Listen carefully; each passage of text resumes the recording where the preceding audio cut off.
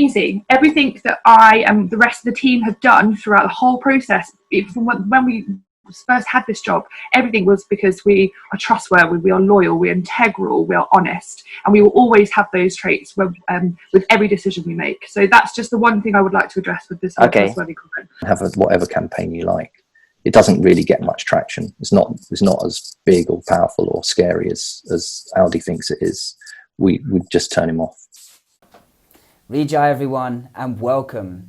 Today, in this long anticipated video, we're going to begin reviewing a timeline of events to show how 4 trustees have allowed their personal motives and their feelings towards one innocent individual to interfere with their judgment of running a charity effectively, and how their decisions and actions are violating the guidelines set out for them as trustees.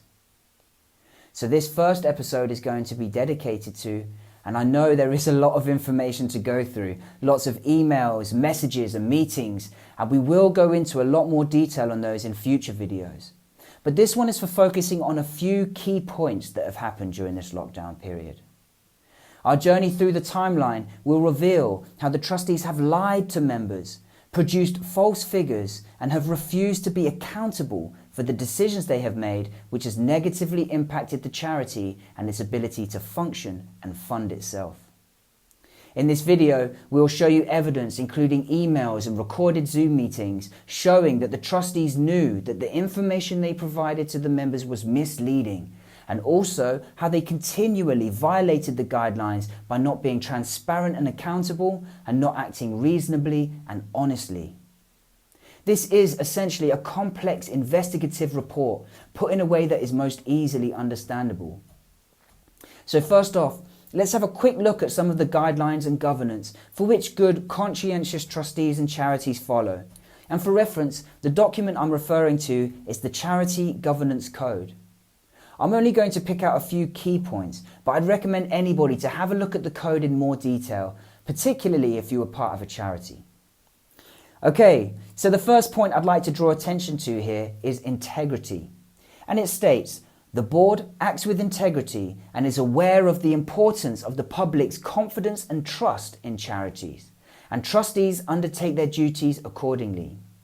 It goes on to state that trustees should maintain the respect of beneficiaries, other stakeholders and the public by behaving with integrity.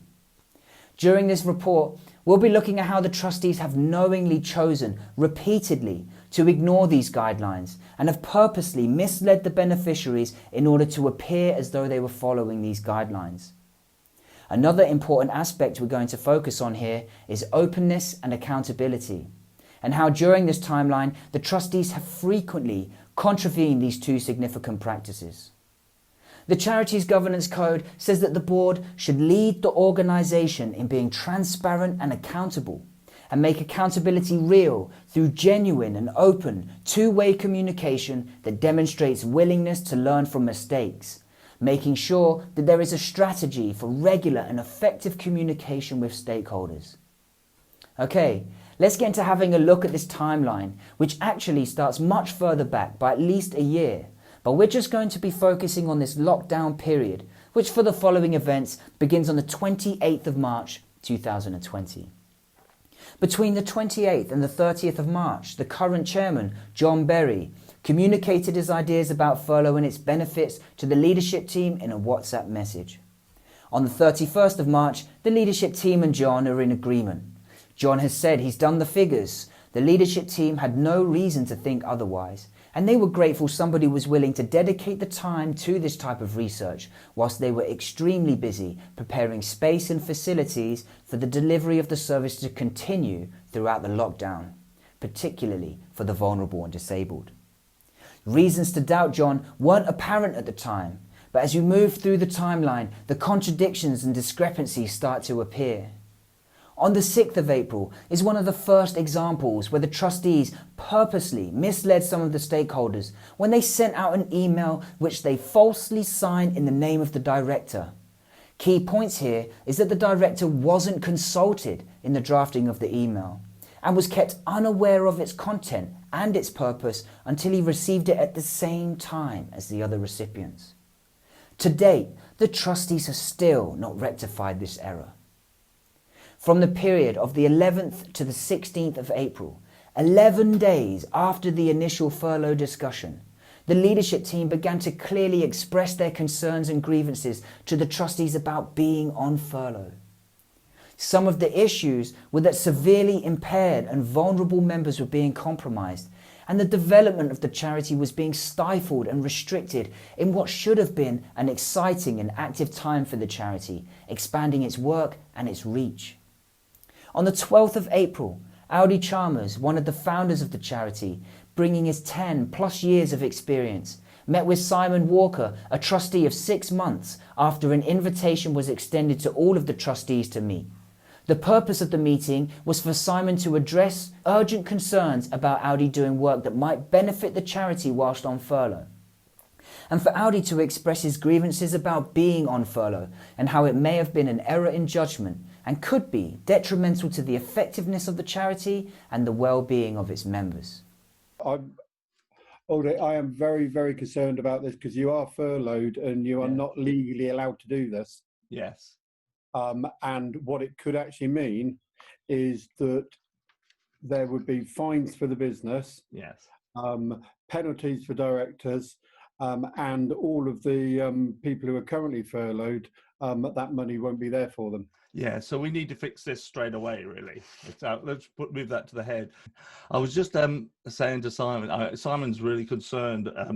If I do any work in any that could in any way be construed as work while on furlough, that jeopardizes the charity and everybody.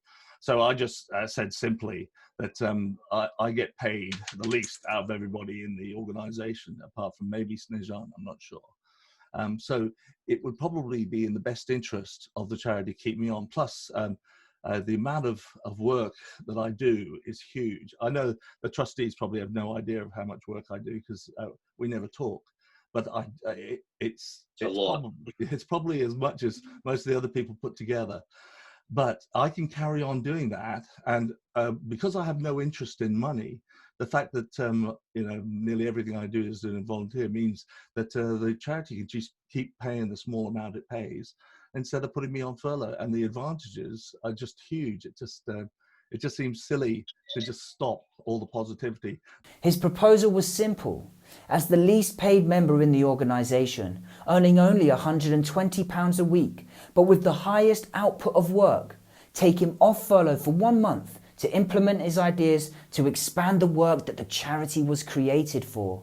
Keep reviewing the financial forecast daily, and the moment the projections suggest that paying Audi would be a major financial risk to the charity, put him on furlough.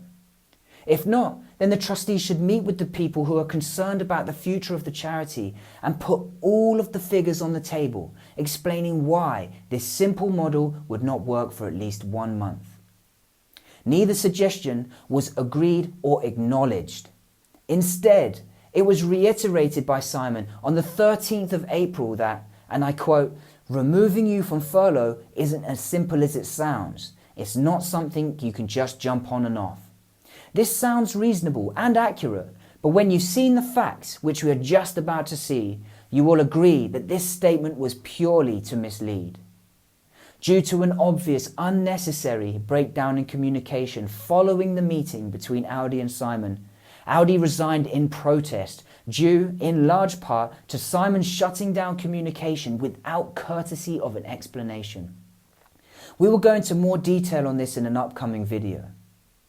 It was later discovered in a recorded Zoom meeting on the 17th of April with the trustees that officially the employees weren't on furlough yet, as the government portal hadn't even opened at this stage, and that the trustees could have simply removed Audi from furlough at any point without difficulty, despite the misleading claim that Simon made 4 days previously.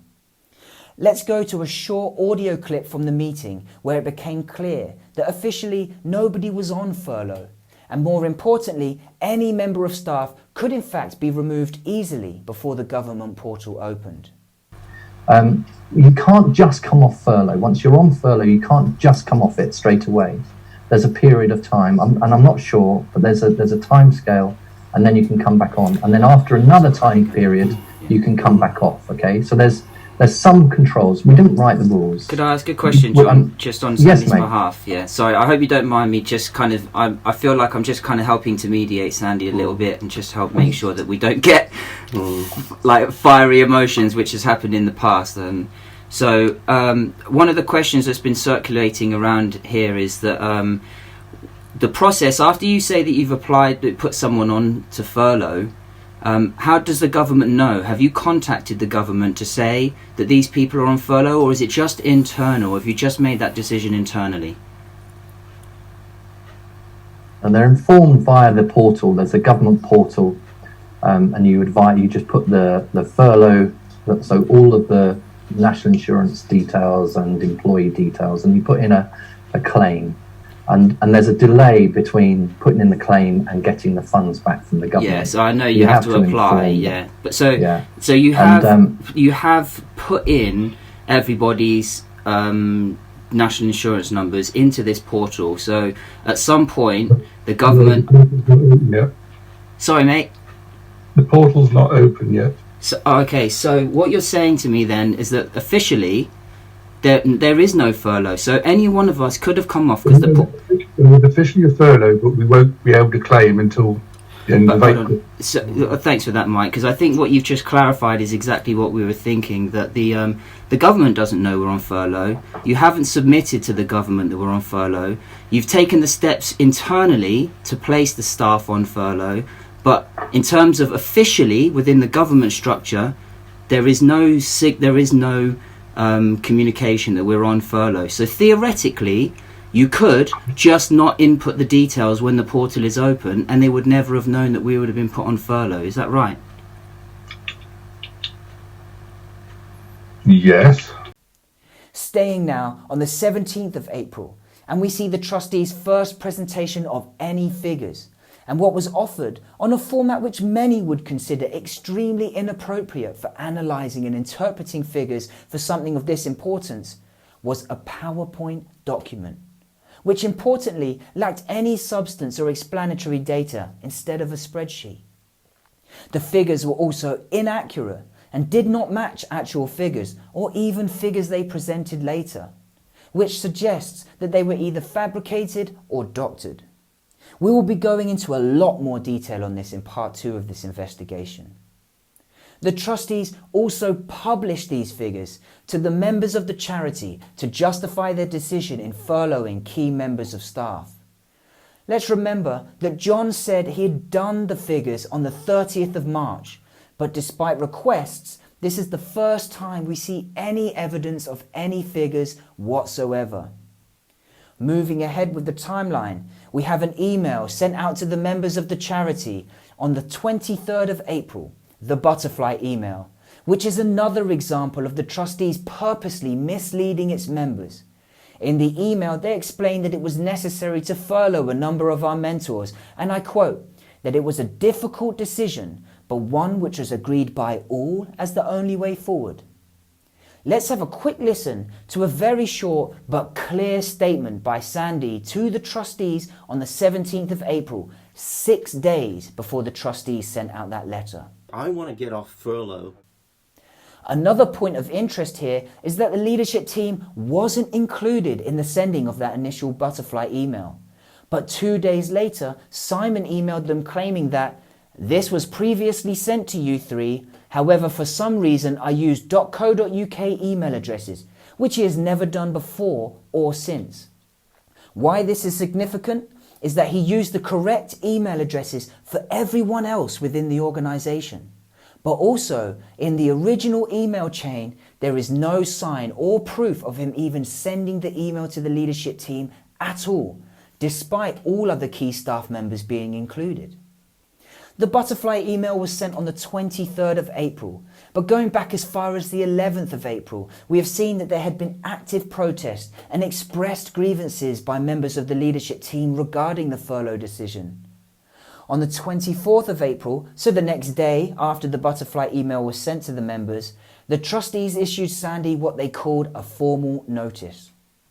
In the letter, they make a number of claims, including that they had run a number of different models to identify the approach which offered the greatest opportunity for business continuity and sustainability. Yet there had been no evidence presented to the director of this taking place, and he certainly wasn't included in the discussion of these models, despite his 10 years of experience and detailed current knowledge of the organisation, its members and the services the charity provides. Going back to the meeting of the 17th of April, it was suggested by the leadership team that some key members could work for a reduced salary, which would help curtail the financial strain on the charity, but also to allow some key staff members to continue to carry out much needed work for the organisation. It was even suggested that Audi was willing to return to work for free, at least for a month, to implement some of the ideas that were ignored from the 12th of April. Of the number of different models the trustees alleged they ran, they blatantly rejected, without acknowledgement, the model which could be easily demonstrated to offer the greatest opportunity for business continuity and sustainability.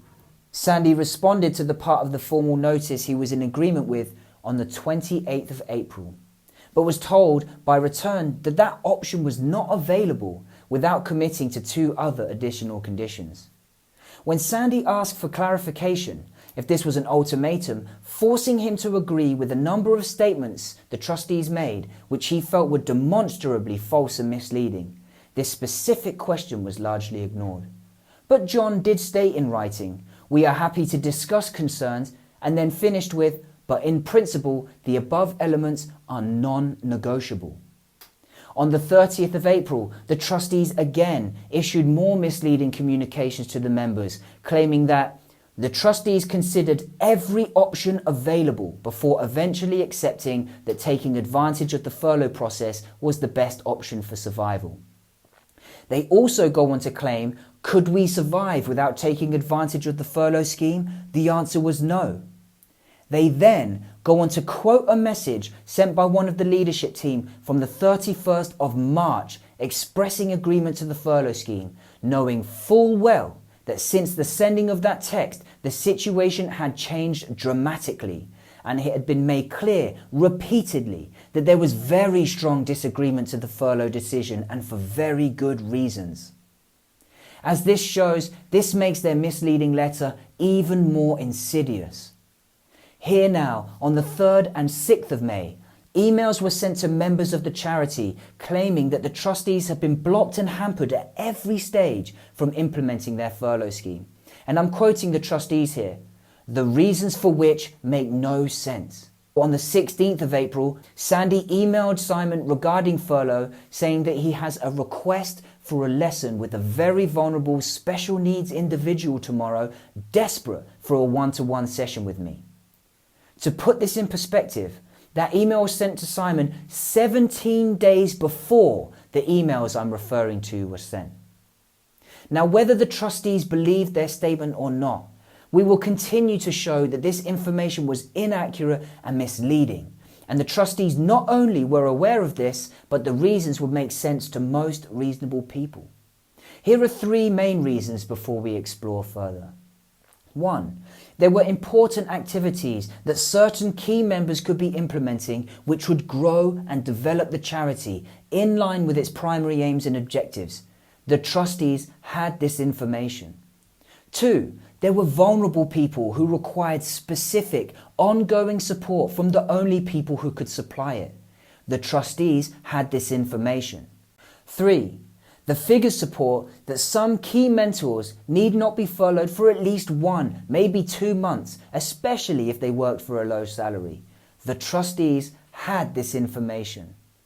On the 18th of March, just before this timeline began, Audi had sent a video to Jon, which Jon had responded to positively, and it spoke clearly about how our charity's time had come, and how this lockdown provided a prime opportunity for the charity to expand its reach further, and strategies it could implement to bring the benefits of the charity to those who needed it most.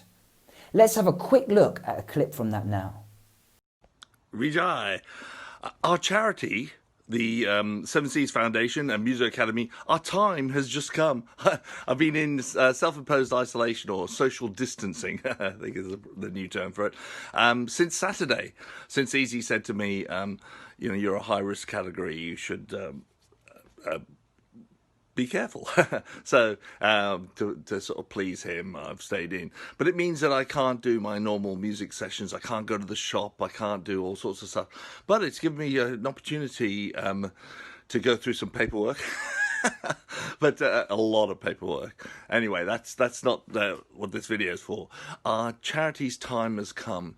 We want to do something. Our charity is about bringing music to people, everybody from who they would benefit massively from music and enrich the quality of their lives in so many ways.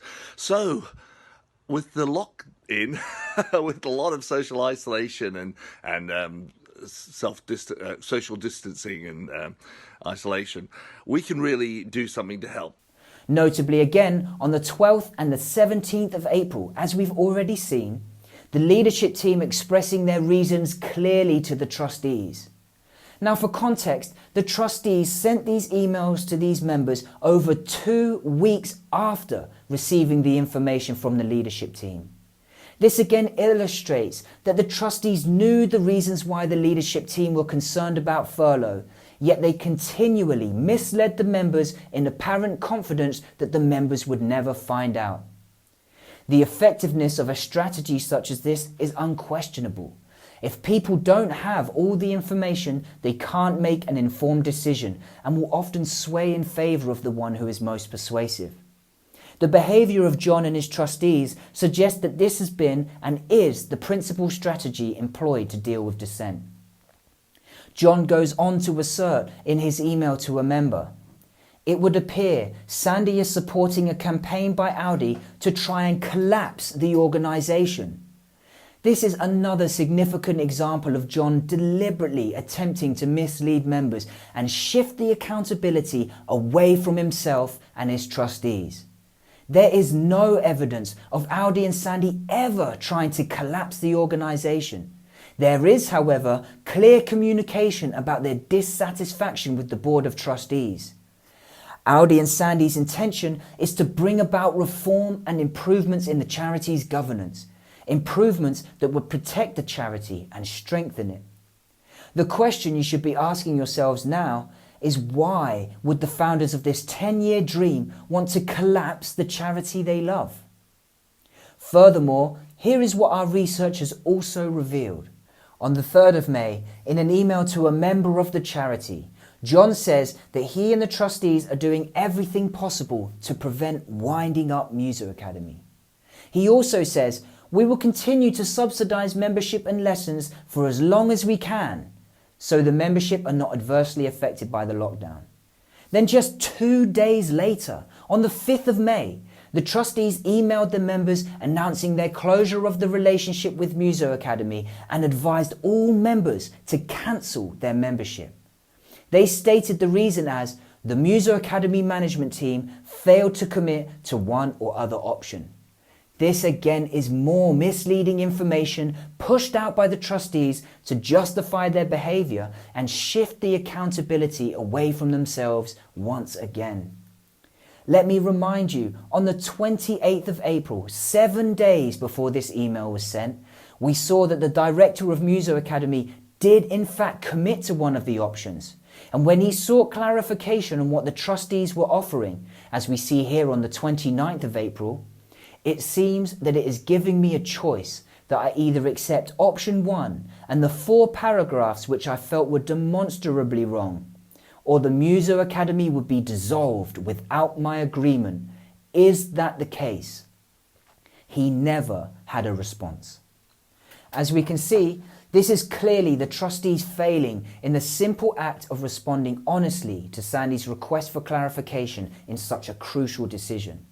To then tell the members that Sandy failed to respond is again more misleading information and shifting the accountability in the confidence that no one will investigate further. Jon also said in that same email on the 3rd of May to a member of the charity, Easy is telling people he won't return to work if he's unfurloughed unless we have a public meeting.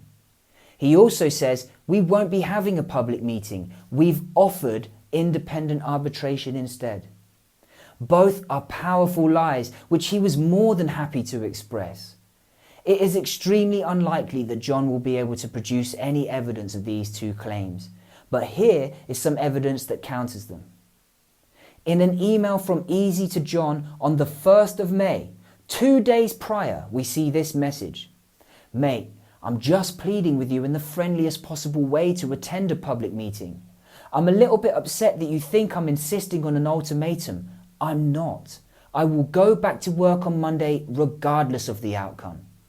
In the same email chain, we have the only reference to arbitration when Jon says, I'm currently looking at independent arbitration to help resolve the matters.